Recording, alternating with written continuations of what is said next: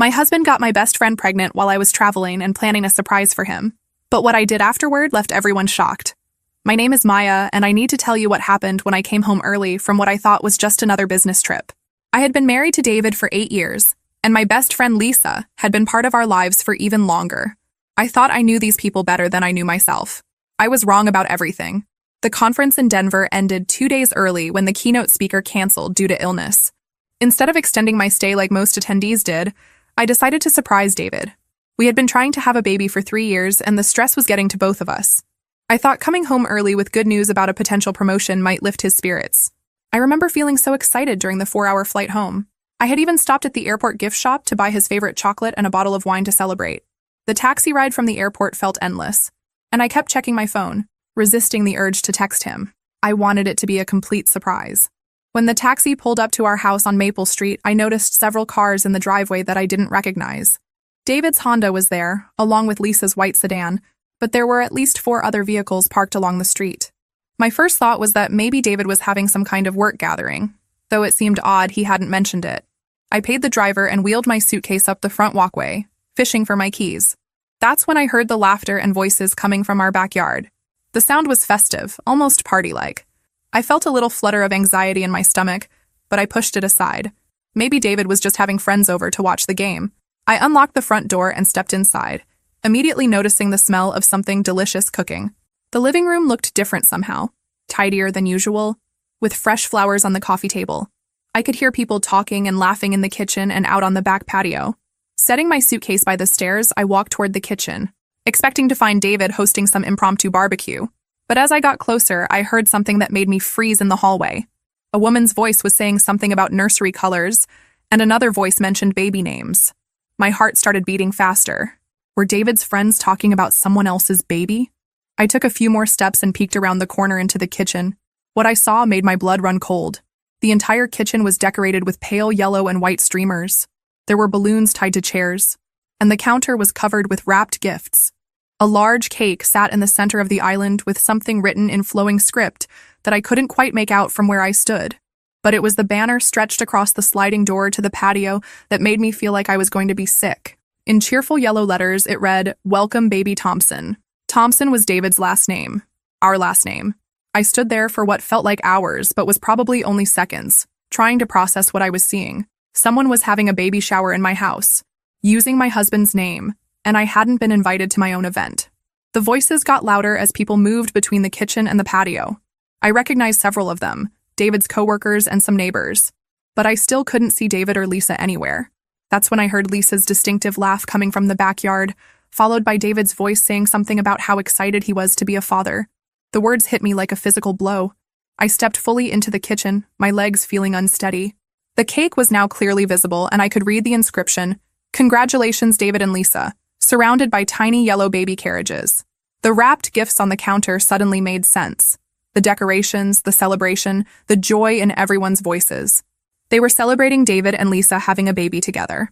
My husband and my best friend were having a baby together, and they were celebrating it in my house while I was supposed to be 3 states away, completely unaware of what had been happening in my own life. I stood in my own kitchen like a stranger, staring at decorations celebrating my husband's betrayal. My hands were trembling as I gripped the granite counter, trying to steady myself. The reality of what I was seeing felt impossible to accept, but the evidence was everywhere. Taking a deep breath, I forced myself to walk toward the sliding door leading to the patio. I needed to see this with my own eyes, needed to confront the truth that was unfolding in my backyard. Through the glass, I could see about 20 people scattered around our patio and lawn. David was standing near the grill, wearing the apron I had bought him last Christmas, looking more animated and happy than I had seen him in months. He was gesturing excitedly while talking to my father-in-law and his brother. But it was Lisa who made me gasp out loud. She was sitting in one of our patio chairs, wearing a flowing yellow dress that did nothing to hide her very obviously pregnant belly. She had to be at least 6 months along, maybe more. Her hand rested protectively on her bump while she laughed at something someone had said. 6 months. That meant this had been going on for at least 9 months, possibly longer. All those business trips I had taken, all those late nights at the office when David said he was too tired to wait up for me, all those times Lisa had canceled our girls' nights because she wasn't feeling well. I watched as David walked over to Lisa and placed his hand on her belly, his face lighting up with a tenderness I hadn't seen from him in years. She looked up at him with such love and contentment. and he leaned down to kiss her forehead. The gesture was so intimate, so natural, that it was clear this wasn't new for them. My mother-in-law was there too, cooing over Lisa and holding what looked like tiny baby clothes. She had always complained that David and I were taking too long to give her grandchildren. Well, apparently she was getting her wish, just not from me. I noticed my own mother sitting at the patio table, laughing and chatting with the other guests like this was the most normal thing in the world. My mother, who I called every Sunday, who I had confided in about our fertility struggles, who I had cried to just last month about feeling disconnected from David. They all knew. Every single person at this party knew that my husband had gotten my best friend pregnant, and they were all here celebrating it like it was wonderful news. While I had been away working to support our life together, they had been planning this betrayal. I slid open the patio door and stepped outside. The conversation continued for a few seconds before people started noticing me. The laughter died down in waves as more heads turned in my direction. Lisa saw me first. The color drained from her face, and she instinctively wrapped her arms around her belly. David followed her gaze, and when his eyes met mine, he looked like he had seen a ghost. "Maya," he said, his voice barely above a whisper. "You're supposed to be in Denver until Thursday." "Surprise," I said, my voice sounding strangely calm even to my own ears. The conference ended early. I thought I'd come home and surprise my husband.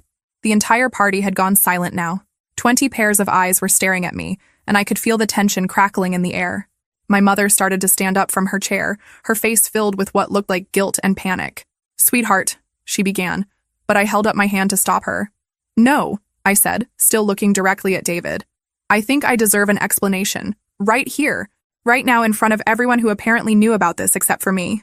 Lisa struggled to stand up from her chair, her pregnant belly making the movement awkward. "Maya, please, let us explain." "Explain what exactly?" I asked, my voice getting stronger. "Explain how my husband got my best friend pregnant? Explain how you're 6 months along, which means this has been going on for almost a year? Explain how everyone I love and trust decided to celebrate this betrayal in my own backyard while I was away working?" David took a step toward me, his hands raised like he was approaching a wild animal. "Maya, please calm down. We can talk about this inside."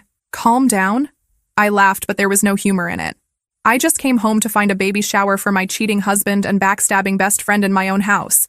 And you want me to calm down?" I looked around at all the faces staring at me, these people who I had considered family and friends. "How long have you all known? How long have you been lying to my face and pretending everything was normal?" The silence stretched on for what felt like an eternity. I could see people exchanging glances, probably wondering who was going to be brave enough to answer my question first. It was my mother-in-law who finally spoke up. "Maya, dear, we wanted to tell you, but David thought it would be better to wait until you came home from your trip." "Wait for what exactly?" I asked, my voice rising. "Wait to tell me that my marriage is over? That my best friend has been sleeping with my husband? That I've been made a fool of for almost a year?" David stepped forward again. "Maya, it's not what you think. Lisa and I, we fell in love. It wasn't planned, it just happened. You're always traveling, always working. We were both lonely and—" "Don't you dare blame this on me," I interrupted, my composure finally cracking. "Don't you dare stand there holding your pregnant mistress and tell me this is my fault because I work hard to support our life." Lisa finally found her voice. "Maya, I'm so sorry. I never meant for it to happen this way. David and I, we tried to fight our feelings, but—" "How long?" I demanded, cutting her off.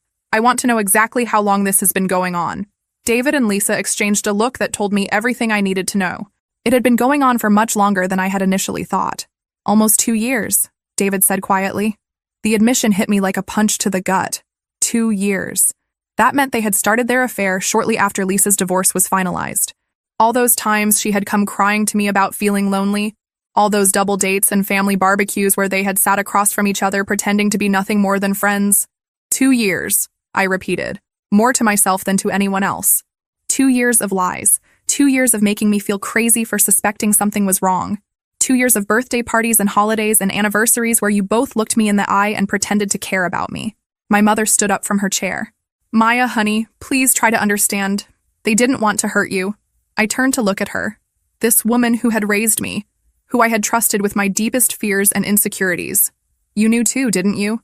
When I called you crying last month because David seemed distant, you knew exactly why. When I told you I was worried our marriage was in trouble, you knew he was already planning a future with someone else."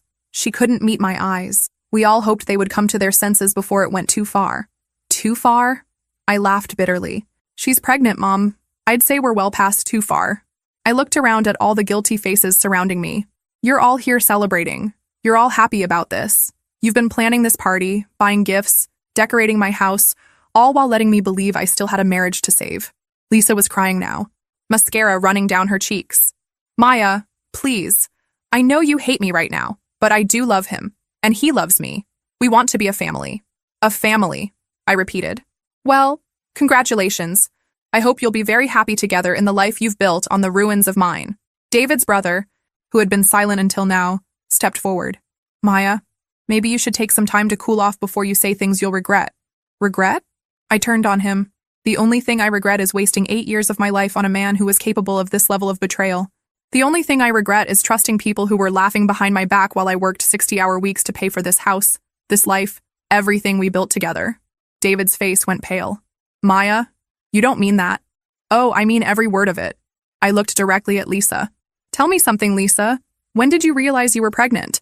And more importantly, when did you decide to plan this little celebration for today, knowing I was supposed to be out of town?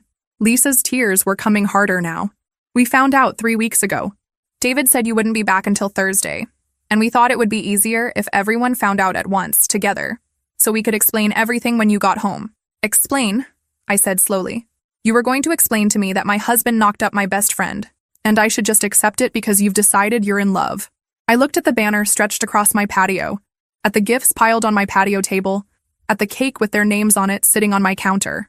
You used my house for this. You used my home to celebrate destroying my life. David finally seemed to find some backbone. This is my house too, Maya. We're married. Not for much longer, I said, the words coming out clearer and more certain than anything I had said in years. I want all of you out of my house, now. Take your gifts, take your decorations, take your cake, and get out. Maya, my mother said, reaching for me. Don't make any decisions while you're upset. This is a shock, but maybe if you just give it some time. I stepped away from her touch. Time for what, Mom? Time to get used to the idea that the people I trusted most in the world have been lying to me for 2 years? Time to accept that I should share my husband with his pregnant girlfriend? I looked around one last time at all of them. I want you all to remember this moment. Remember how it felt to watch me find out this way. Because from now on, when people ask what happened to David and Maya's marriage, you can tell them exactly how it ended. I turned and walked back into the house, leaving them all standing in stunned silence on my patio. I stood in my living room, listening to the hushed voices and hurried movement outside as people began gathering their things and leaving. I could hear David trying to manage the situation, probably making excuses and promising explanations later, but I wasn't interested in anything he had to say. Moving mechanically, I went upstairs to our bedroom and grabbed the largest suitcase from the closet. I started throwing clothes into it, not caring about what matched or what I might need. I just needed to get out of this house before I completely fell apart. My hands were shaking as I packed, and I kept stopping to take deep breaths. 2 years. The number kept echoing in my head. 2 years of David coming home and kissing me hello after spending time with Lisa. 2 years of Lisa calling me her best friend while she was sleeping with my husband. 2 years of everyone around me knowing the truth except me. I heard David's footsteps on the stairs and his voice calling my name, but I ignored him. A few seconds later, he appeared in the doorway of our bedroom. Maya, please, we need to talk about this. I didn't look up from my packing. No, we don't. We need to talk to lawyers. That's the only conversation we're going to have from now on. Don't be ridiculous, he said, stepping into the room. We can work this out. People make mistakes. Marriages survive infidelity all the time. I finally looked at him. This man I had shared a bed with for 8 years and felt nothing but disgust. Infidelity is a one-night mistake. David, what you did was build an entire secret life with another woman. You got her pregnant. You made me believe I was the problem when we couldn't conceive. His face flushed. Maya, I never said you were the problem. You didn't have to say it. Every month when I got my period, every negative pregnancy test, you made me feel like I was failing as a wife. Meanwhile, you were proving your fertility just fine with my best friend. I zipped up the suitcase and lifted it off the bed. I'm done with this conversation. I'm done with this marriage. I'm done with all of it. Where are you going? He asked, moving to block my path to the door. None of your business. I pushed past him and headed for the stairs. He followed me, his voice getting desperate. Maya, please don't do this. I know I messed up, but we can go to counseling. We can work through this. I stopped at the bottom of the stairs and turned to face him. Work through what, David? The fact that you're going to be a father with another woman? The fact that you've been living a double life for 2 years? The fact that you let me make a fool of myself trying to save a marriage that was already over? I could hear voices still coming from the backyard, though much quieter now. Most of the guests had probably left, but I could see Lisa's car was still in the driveway. Is she still here? I asked. David nodded reluctantly. She's upset. She wants to talk to you. Well, she's going to be disappointed. I have nothing to say to her, and I certainly don't want to hear anything she has to say to me. I grabbed my purse from the hall table and headed for the front door. David followed me, pleading, Maya, please just give me a chance to explain everything properly, without all the yelling in the audience, just you and me. I opened the front door and turned back to him one last time. You had 8 years to be honest with me. David, you had 2 years to end our marriage before betraying me like this. You had dozens of chances to tell me the truth before I had to find out by walking into my own home and discovering a baby shower for your pregnant mistress. I could see tears in his eyes now, but I felt nothing. I'm going to file for divorce first thing Monday morning. I suggest you find yourself a good lawyer. 20 minutes later, I was checking into the Hampton Inn on the other side of town. The desk clerk, a young woman with kind eyes, must have sensed something was wrong, because she didn't ask any questions when I requested a room for an indefinite stay and paid with my credit card. Once I was alone in the sterile hotel room, I finally allowed myself to break down. I sat on the edge of the bed and cried harder than I had cried since my father died 5 years ago. But mixed in with the grief and betrayal was something else I hadn't expected. Relief. For months, I had felt like something was wrong with my marriage, but I couldn't put my finger on what it was. David had been distant, distracted, and increasingly critical of my work schedule. I had started wondering if there was someone else, but every time I asked, he made me feel paranoid and insecure. Now I knew I hadn't been paranoid at all. My instincts had been right.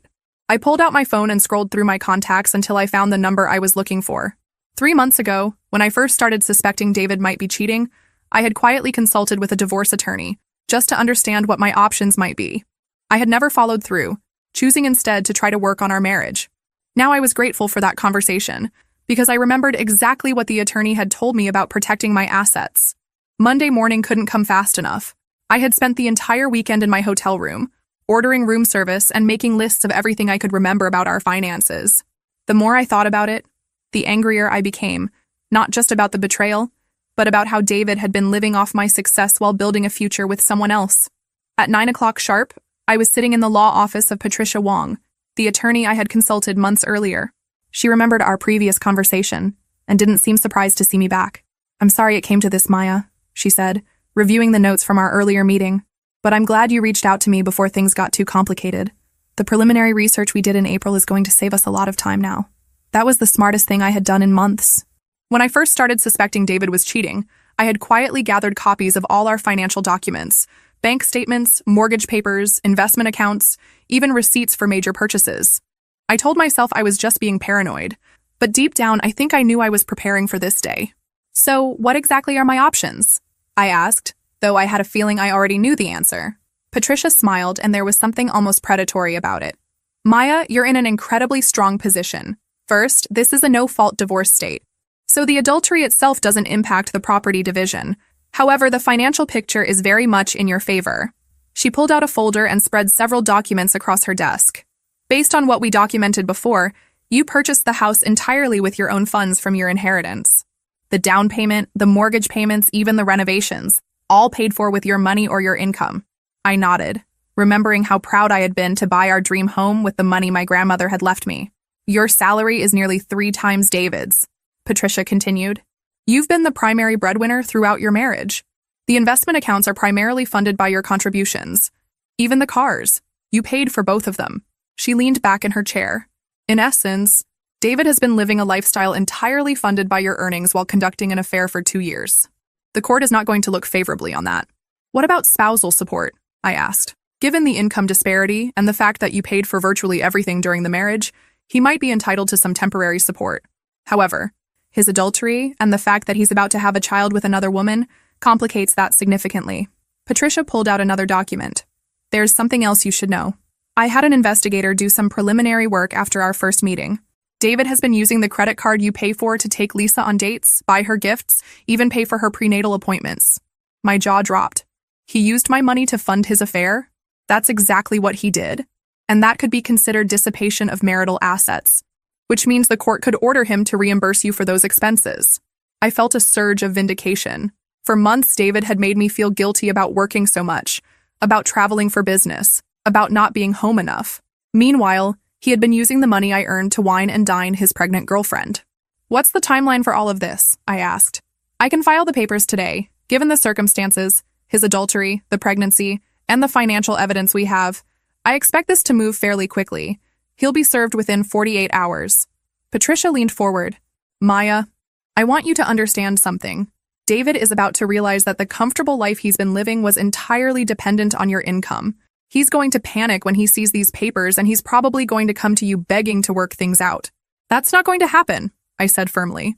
"I believe you, but I also want you to be prepared for him to get nasty when he realizes what he's losing.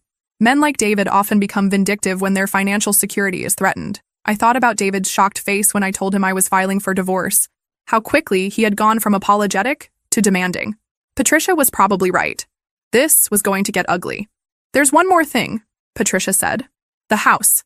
Since you purchased it entirely with your own funds, it's your separate property. David has no legal claim to it." That news hit me harder than I expected. Our house, the place where I had planned to raise children with David, where I had hosted Christmas dinners and birthday parties, it was mine alone now. David would have to leave. "How long does he have?" I asked. "Typically 30 days from when he's served, but given that he's already violated the trust of the marriage and used marital resources inappropriately, we might be able to expedite that." I signed all the necessary papers and wrote Patricia a check for her retainer fee. Walking out of her office, I felt lighter than I had in months. For the first time since Friday afternoon, I felt like I was in control of my own life again. David was served with the divorce papers on Wednesday afternoon while he was at work. I know this because he called me exactly 17 minutes later, and he sounded completely panicked. "Maya, what the hell is this?" he said when I answered the phone. "You can't be serious about this divorce stuff." "I'm completely serious," I replied calmly. I was sitting in my hotel room, feeling more at peace than I had felt in years. "But Maya, we need to talk about this. You can't just throw away 8 years of marriage without even trying to work things out." "David, you threw away 8 years of marriage when you started sleeping with my best friend 2 years ago. I'm just making it official." There was silence on the other end of the line, and then I heard him take a shaky breath. "The papers say you want me out of the house in 30 days. Maya, that's not fair. That's my home too." "Actually, it's not," I said, surprised by how calm I sounded. "I bought that house with my grandmother's inheritance money. I've paid the mortgage, the insurance, the property taxes, all of it. According to the law, it's my separate property. That's not how marriage works, Maya. We built a life together in that house. You built a lie in that house, David. You brought Lisa into our home, into our bed probably, and you made a mockery of everything we had." "It wasn't like that," he said, his voice getting desperate. "Maya, I was lonely. You were traveling all the time, working constantly. Lisa was going through her divorce and she needed someone to talk to. It just happened gradually." I laughed, but there was no humor in it. "So this is my fault because I worked hard to support our lifestyle?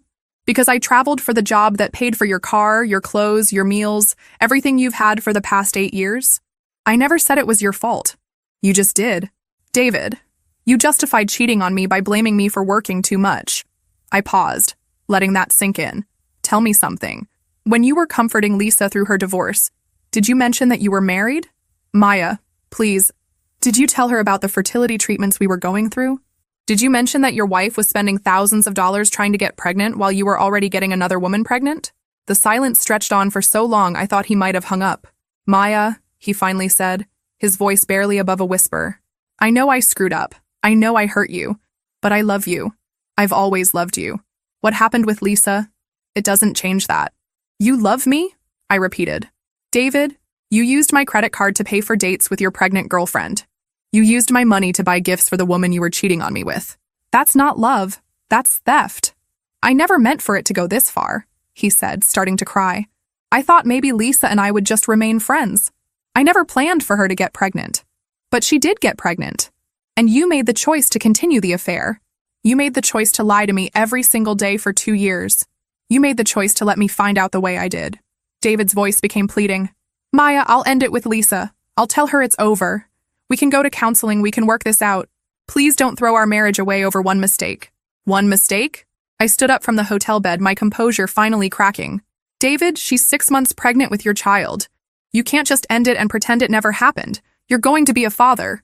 "I don't want to be a father with her," he said desperately. "I want to be a father with you. We can try again, we can go back to the fertility clinic." The audacity of his suggestion left me speechless for a moment. "You think I would want to have children with a man who cheated on me for 2 years? You think I would want to raise a child alongside the one you're having with my former best friend? Maya, please just think about this logically. We have history together. We have a life together. Lisa was just a mistake, a moment of weakness that got out of hand. No, David. Lisa was a choice. Every time you slept with her was a choice. Every lie you told me was a choice. Every day you let me believe our marriage was worth fighting for while you were building a future with someone else was a choice. I could hear him crying harder now, and part of me almost felt sorry for him. But then I remembered walking into my own house and seeing that banner celebrating their pregnancy. And any sympathy I might have felt disappeared.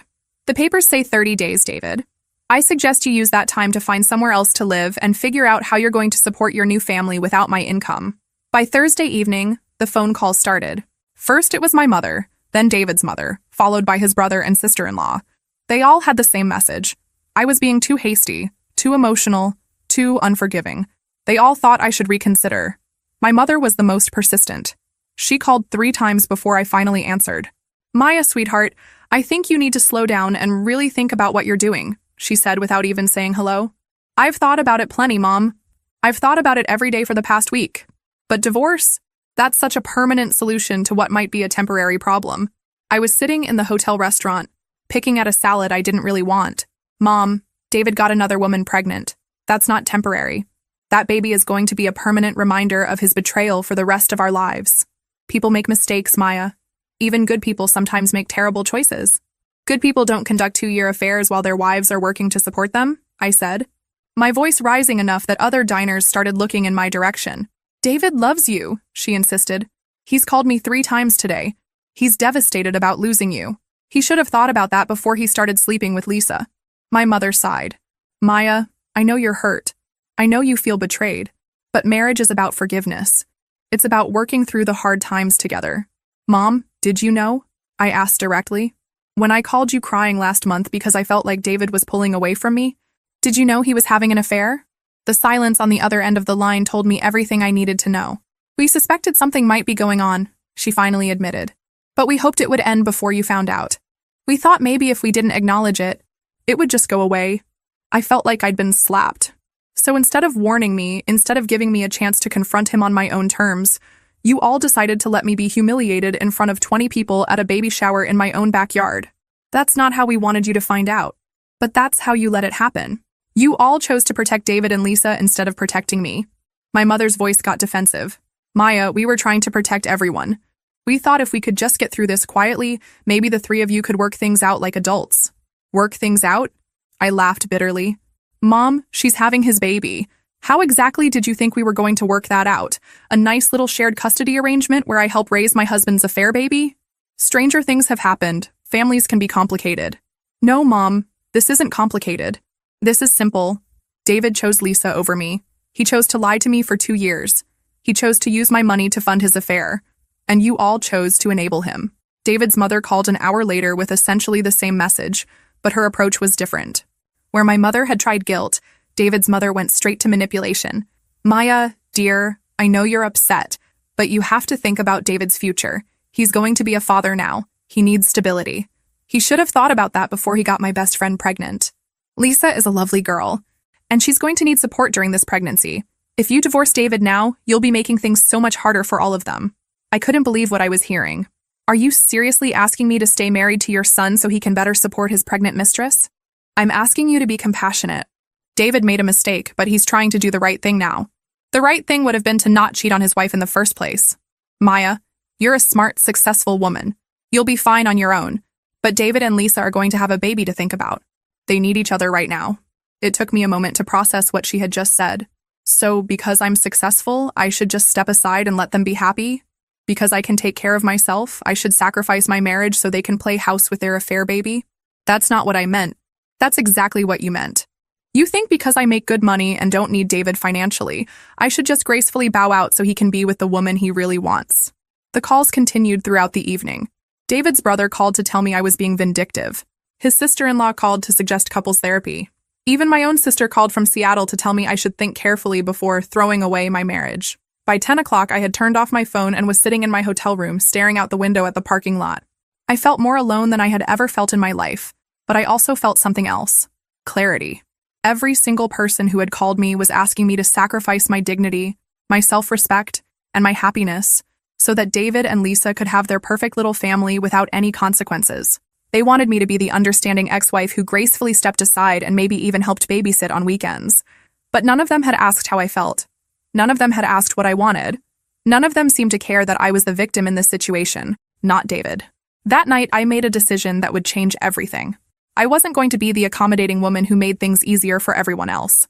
I wasn't going to quietly disappear so David and Lisa could have their happily ever after. I was going to fight for what was mine, and I was going to make sure they understood exactly what they had thrown away. The divorce was finalized 6 weeks later, faster than even Patricia had predicted. David didn't contest anything, probably because his lawyer explained that fighting would only cost him money he didn't have and wouldn't change the outcome. I got the house, the investment accounts, both cars, and my retirement funds. David got his personal belongings and a stern warning from the judge about using marital assets to fund extramarital affairs. But the real consequences didn't become clear until David tried to rent an apartment. He called me on a Tuesday afternoon, 3 days before his 30-day deadline to move out of the house. His voice was strained and desperate. "Maya, I need to ask you a favor. We communicate through lawyers now, David. You know that. Please, just listen. I can't find anywhere to live. Every apartment I've applied for has been rejected because my income isn't high enough to qualify." I was sitting in my office reviewing quarterly reports, and his call was interrupting my work. "That's not my problem. Maya, please, I have nowhere to go. Lisa's apartment is too small for both of us and the baby when it comes. I just need a few more weeks to figure something out." "You've had 6 weeks to figure something out, David. What have you been doing with your time?" "I've been apartment hunting, but the rent prices in this city are insane, and with my salary alone, no one will approve me." For 8 years, David had been living in a house that cost $3,000 a month in mortgage payments, plus utilities, insurance, and property taxes. He had been driving a car with a $400 monthly payment. He had been eating at restaurants, buying clothes, taking vacations, all subsidized by my income. Now he was discovering what life looked like on a $45,000 salary in a city where the median rent for a one-bedroom apartment was $1,800 a month. "Have you tried looking in surrounding areas?" I asked, though I already knew the answer. "Maya, I can't afford to live an hour away from my job. The gas costs alone would eat up what I save on rent." "Then maybe you should have thought about that before you decided to blow up our marriage." "Don't be like this," he pleaded. "I know you hate me right now, but you're not a cruel person. I'm going to be homeless in 3 days." I felt a flash of the old sympathy, the instinct to fix his problems that had defined our entire marriage. But then I remembered walking into my house and seeing Lisa's pregnant belly, seeing my mother's guilty face, seeing all those people celebrating my humiliation. "David, for 8 years I supported you. I paid for your car, your clothes, your meals, your entertainment. I paid for the roof over your head while you were sneaking around behind my back. The only reason you could afford to take Lisa on dates was because I was paying for everything else in your life." "I know that," he said quietly. "I know I took advantage of your generosity." "It wasn't generosity, David. It was partnership. I thought we were building a life together. I thought my success was our success. But apparently, you saw it as a free ride that allowed you to pursue other women. That's not fair. What's not fair is that I've been supporting your lifestyle while you've been cheating on me. What's not fair is that you used my money to wine and dine your girlfriend while I was traveling for work to earn that money." I paused, letting that sink in. "You want to know what I think, David? I think this is the first time in your adult life that you're experiencing the real cost of your choices. And you don't like it. Maya, please, I'm begging you. Just let me stay a few more weeks." "No.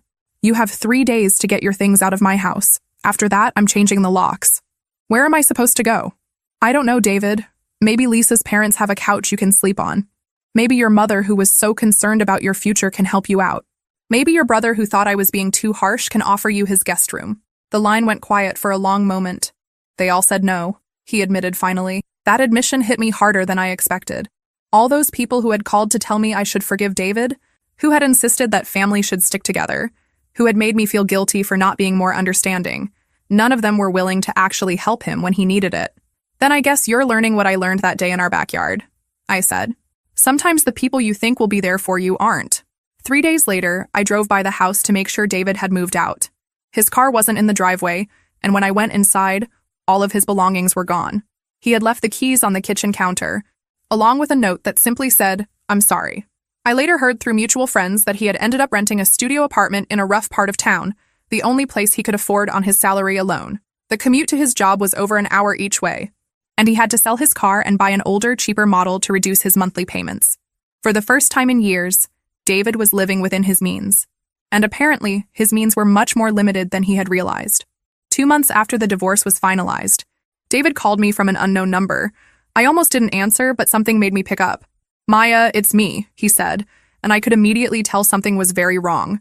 His voice was shaky, and he sounded like he'd been crying. "David, I told you we don't—" "Please, just listen to me for 1 minute," he interrupted. "I'm not calling to ask you to take me back or anything like that. I'm calling because I'm desperate, and I don't have anywhere else to turn."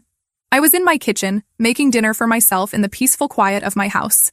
The house that was finally mine alone, decorated the way I wanted it, filled with only my things and my memories.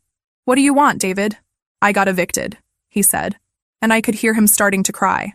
"I couldn't make the rent this month, and they gave me 48 hours to get out. I'm living in my car."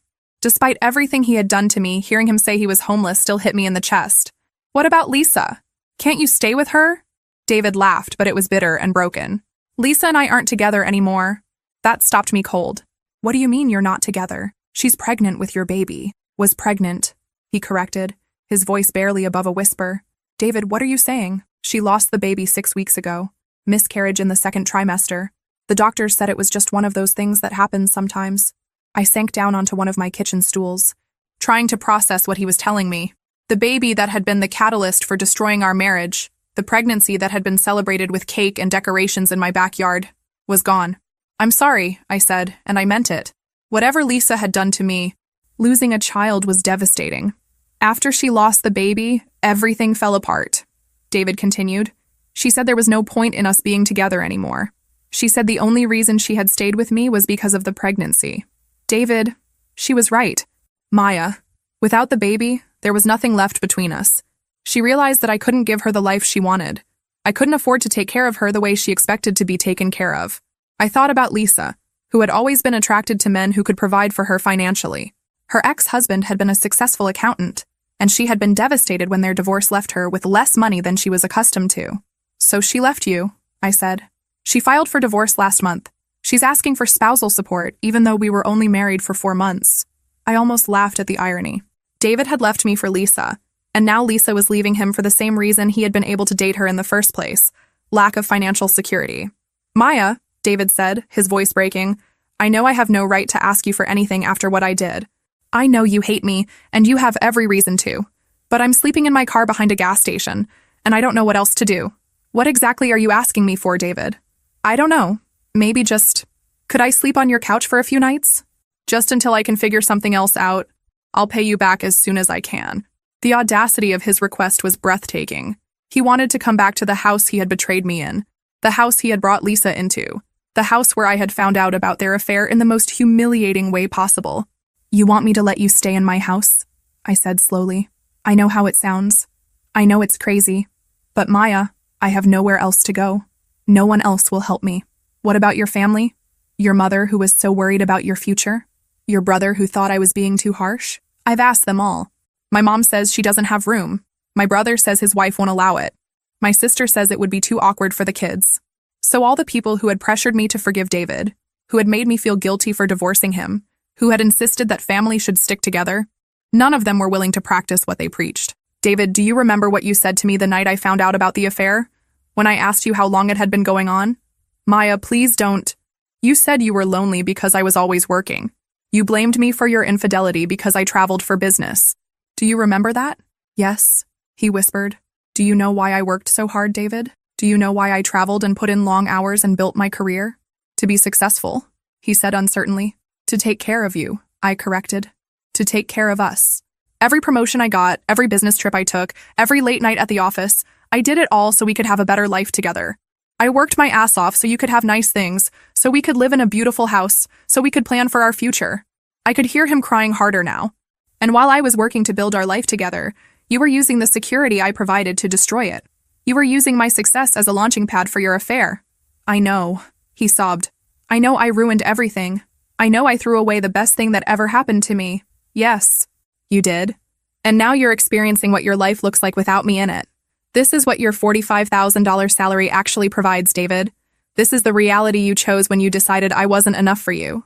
I stood up from the kitchen stool and looked around at my beautiful, peaceful home? The answer is no, David. You can't stay here. You can't come back to the life you threw away and expect me to rescue you from the consequences of your choices.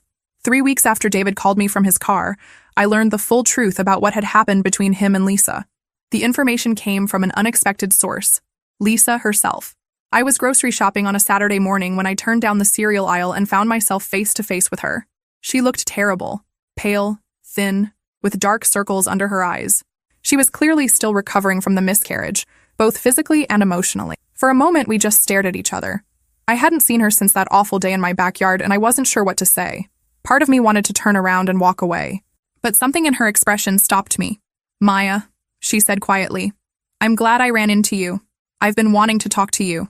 I don't think we have anything to talk about, Lisa. Please, she said, stepping closer. I know you have no reason to listen to me, but there are things you need to know. Things about David that you don't know. Against my better judgment, I found myself curious. What things? Lisa looked around the busy grocery store and lowered her voice. Not here. Could we maybe get coffee? There's a lot I need to tell you. 20 minutes later, we were sitting in a small cafe downtown. Lisa ordered tea instead of coffee and wrapped her hands around the mug like she was trying to warm herself. I want to start by saying I'm sorry, she began. I know that doesn't mean much now, but I am truly sorry for what I did to you, to our friendship, to your marriage. I didn't respond. I wanted to hear what she had to say before I decided whether her apology meant anything. Maya, David lied to you about how our affair started. He told you it began 2 years ago, but that wasn't true. My stomach dropped. What do you mean? It started 3 months after my divorce was finalized. That was 3.5 years ago, Maya. Not 2 years. 3.5 years.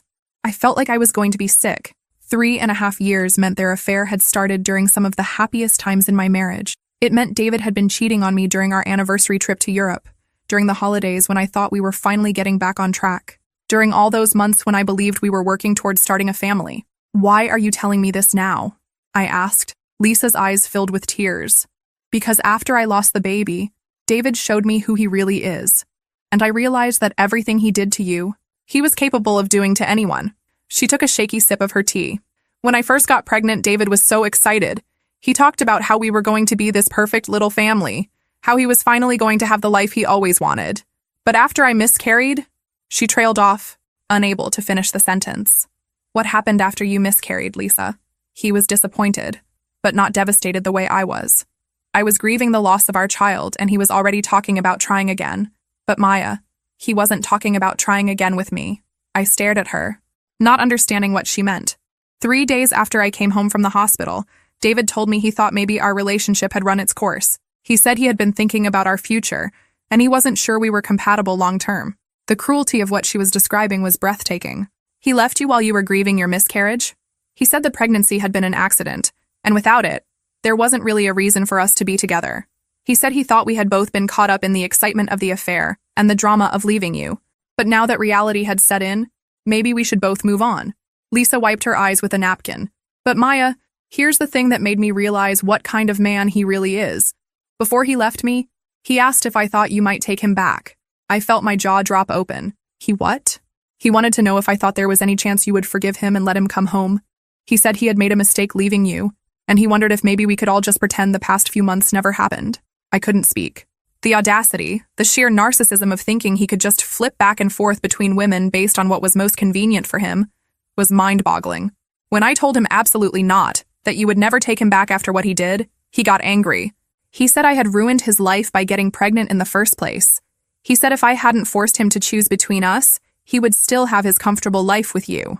Lisa looked directly at me, her eyes filled with regret and something that looked like recognition. Maya, he blamed me for destroying his marriage. But the truth is, he destroyed it himself years before I ever got pregnant. He just used me as an excuse to finally leave. Why are you telling me all this now? I asked. Because when I divorced him, I asked for spousal support. And David told the judge that he couldn't afford to pay me anything because his ex-wife had taken him for everything he was worth in their divorce. I felt a flash of anger. He said what? He painted you as this vindictive woman who had destroyed him financially out of spite. He said you had kept assets that rightfully belonged to him just to punish him for falling in love with someone else. The lies were so outrageous I almost laughed. Lisa, I never took anything from David because there was nothing of his to take. Everything we had during our marriage, the house, the cars, the savings, It was all paid for with my money. I know that now, she said quietly.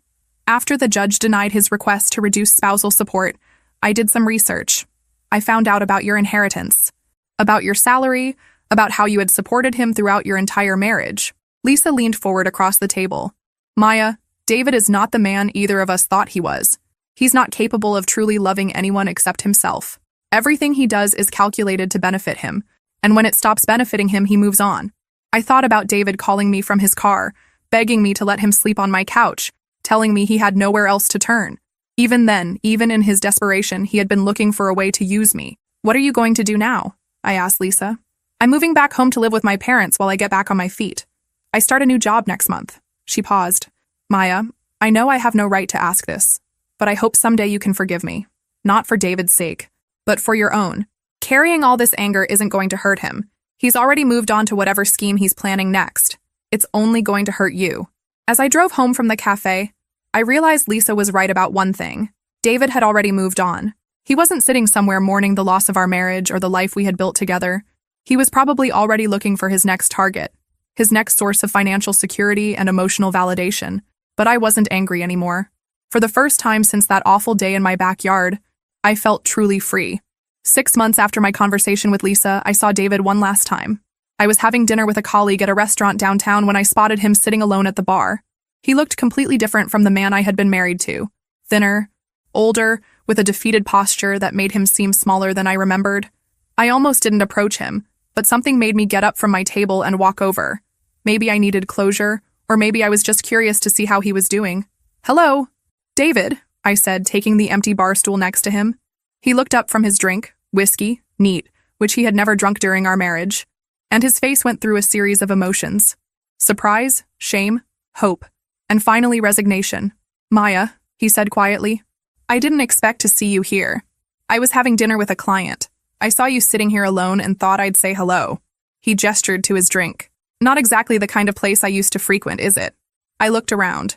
It was a decent enough restaurant, but definitely not the upscale establishments we used to go to when I was paying. How are you doing, David? He laughed, but there was no humor in it. How do you think I'm doing? I'm 42 years old, living in a studio apartment that smells like mold, driving a car that's older than my nephew. I spend my weekends at the laundromat because I can't afford a washer and dryer. I heard about the miscarriage, I said carefully. I'm sorry about that. David's face hardened. Are you? Are you really sorry? Or are you just being polite? I'm sorry about the loss of a child, yes. Whatever else happened between us, that's a tragedy. Lisa told me she ran into you. She said you two had coffee. We did. She also told me she told you some things. About when our affair actually started. I nodded, not trusting my voice to remain steady. David drained his whiskey and signaled the bartender for another. I suppose she painted me as some kind of monster. She told me the truth, David. Something you never did. The truth, he repeated bitterly. The truth is that I was stupid. The truth is that I had everything I could ever want, and I threw it away because I thought I deserved more. He looked at me directly for the first time since I sat down. The truth is that every day for the past 8 months, I've regretted what I did to you. Not just because my life is shit now, but because you didn't deserve what I put you through. No, I didn't. You were a good wife, Maya. You were generous and hardworking and loyal. You supported my dreams even when they didn't make financial sense. You made me feel like I was successful even when I was contributing almost nothing to our life together. His new drink arrived and he stared into it instead of drinking. And I repaid all of that by cheating on you for 3.5 years. I repaid your loyalty by humiliating you in front of everyone we knew. Why? David, I've never understood why. What was I not giving you that made you think you needed to look elsewhere? He was quiet for so long I thought he wasn't going to answer. You want to know the truth? He finally said. You weren't doing anything wrong. You were perfect. That was the problem. I frowned, not understanding what he meant. Maya, you made more money than me. You were more successful than me. You were smarter than me. Every day I lived with the knowledge that you could do better than me. Every day I waited for you to realize that you had settled. David, that's ridiculous. I loved you. I know you did. And I couldn't handle it. I couldn't handle being the lucky one in the relationship. So I sabotaged it before you could leave me for someone more worthy of you. The admission hung between us like a physical presence. Lisa made me feel like I was the catch, he continued. She was impressed by the house, by the cars, by the lifestyle. She didn't know it was all because of your money. To her, I looked successful. So you destroyed our marriage to protect your ego. I destroyed our marriage because I'm a coward, he corrected. I was too insecure to appreciate what I had and too selfish to just be grateful for it. David finally took a sip of his drink. And now I'm sitting in a chain restaurant at 9 o'clock on a Saturday night, drinking alone because I can't afford to go anywhere nicer. And the woman I cheated with won't return my phone calls because I can't support her the way she expected. Lisa isn't taking your calls? She blocked my number 3 weeks ago. Apparently she's dating her new boss now, someone who can actually afford to take her to nice restaurants. The irony was almost too perfect. David had cheated on me with Lisa. Lisa had left him when he couldn't provide for her. And now she was with someone else who could give her the lifestyle she wanted. Do you see the pattern, David? I asked gently. He looked at me with tired eyes. What pattern? You left me for Lisa because you thought she would make you feel better about yourself. Lisa left you for her boss because he can give her what she wants. None of it was about love. It was all about what each person thought they could get from the other. David finished his drink and set the glass down on the bar with a decisive thud. Maya, I know this is going to sound crazy, and I know you have every right to laugh in my face, but I have to ask, is there any chance at all, that you might consider giving us another try? I stared at him in amazement. After everything that had happened, after all the pain and betrayal and humiliation, he was still thinking there might be a way back. David, are you serious right now? I know I fucked up. I know I don't deserve another chance. But Maya, we had 8 good years before I ruined everything. We could have that again. No, we couldn't. Why not? I've learned my lesson. I know what I lost now. I stood up from the bar stool and looked down at this man who had once been my husband, who I had once planned to grow old with, who I had once thought I knew better than I knew myself. David, you haven't learned anything. Even now, sitting here telling me how much you regret what you did, you're still trying to use me. You don't want me back because you love me. You want me back because your life is hard now, and you remember how easy it was when I was taking care of everything. I picked up my purse and started to walk away, then turned back. I hope you figure out how to be happy with your own life, David. But that's not my responsibility anymore. That conversation with David was 2 years ago. I'm telling you this story now because I want you to understand that sometimes the worst thing that happens to you turns out to be the best thing that could have happened. When I walked into my house that day and found the baby shower celebrating my husband's affair, I thought my life was over. I thought I had lost everything that mattered to me. But what I actually lost was dead weight. People who didn't value me, a marriage that was built on lies, and a version of myself that was too accommodating for her own good. Here's what happened to everyone involved in this story. David never recovered financially from our divorce. The last I heard, he was still living in that studio apartment, still struggling to make ends meet on his salary alone. He dated a few women over the past couple of years, but none of the relationships lasted more than a few months. Apparently, when you can't offer the lifestyle that my income had provided, you have to rely on your personality to attract people. David discovered his wasn't as charming as he thought. Lisa moved back in with her parents after our coffee conversation and eventually started dating her boss, just as David had told me.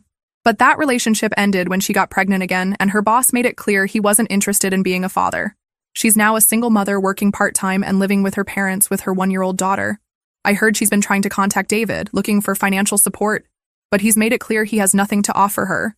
My family, the people who pressured me to forgive David and work things out, learned what it means to choose sides. I cut contact with my mother for 8 months after the divorce. When she finally apologized for not supporting me, we began to slowly rebuild our relationship. But it's different now. I trust her less, and she knows it. David's family, who had made me feel guilty for not being more understanding, never reached out to apologize. That told me everything I needed to know about their character. As for me, I'm living my best life, and I mean that sincerely. I got promoted to regional director 6 months after the divorce was final. My work performance actually improved once I wasn't carrying the stress of David's betrayal and the dying marriage. I make even more money now, but it's all mine to spend and invest as I choose. I renovated the house completely, erasing every trace of the life David and I had shared. I turned his old office into a reading room with floor-to-ceiling bookshelves. I redecorated our former bedroom in colors he hated but I loved. I planted a garden in the backyard where that awful baby shower had taken place, literally covering the scene of my humiliation with something beautiful that I created. I started traveling for pleasure instead of just for work. I've been to Italy, Greece, Japan, and New Zealand in the past 2 years. I eat at expensive restaurants without worrying about the cost. I buy clothes I love without asking anyone's opinion. I make decisions based solely on what makes me happy. And yes, I'm dating again. His name is Marcus, and he's a doctor I met at a medical conference where I was presenting. He's financially independent, emotionally mature, and incapable of the kind of deception David specialized in. More importantly, he's with me because he genuinely enjoys my company, not because he needs me to subsidize his lifestyle. The most surprising thing about this whole experience is how much stronger I became. For years, I had defined myself partly through my marriage, partly through being the person everyone could depend on to fix their problems. When David betrayed me and my family failed to support me, I learned that I didn't need any of them to be whole. I learned that being alone is infinitely better than being with someone who doesn't value you. I learned that people who truly love you don't ask you to accept betrayal for their convenience. I learned that walking away from toxicity, even when it's difficult, is always the right choice. David texted me on what would have been our 10th wedding anniversary last month. The message just said, "I'm sorry. I hope you're happy." I read it, felt nothing, and deleted it without responding. His apology didn't matter to me anymore because I had already moved on completely. I found out later through mutual acquaintances that he had been hoping I might respond, maybe even suggest we meet for coffee to talk. He's apparently been telling people that he thinks enough time has passed that we might be able to be friends. The delusion is almost impressive. Here's what I want you to understand if you're going through something similar. You are not responsible for managing other people's feelings about the consequences of their actions. You are not required to make things easier for people who made your life harder. You are not obligated to minimize your own pain to accommodate people who caused it. When someone shows you who they really are, believe them the first time. When someone chooses to betray you, they have chosen to lose you. When people pressure you to forgive before you're ready, they're prioritizing their comfort over your healing. I'm happier now at 35 than I was at 30 when I thought I had the perfect marriage.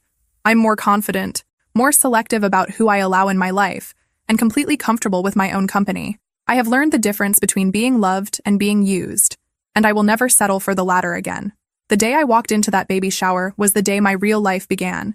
Sometimes the worst betrayal is actually the best gift someone can give you, the gift of showing you exactly who they are and freeing you to find something better. David did me a favor when he cheated on me. He just doesn't know it yet.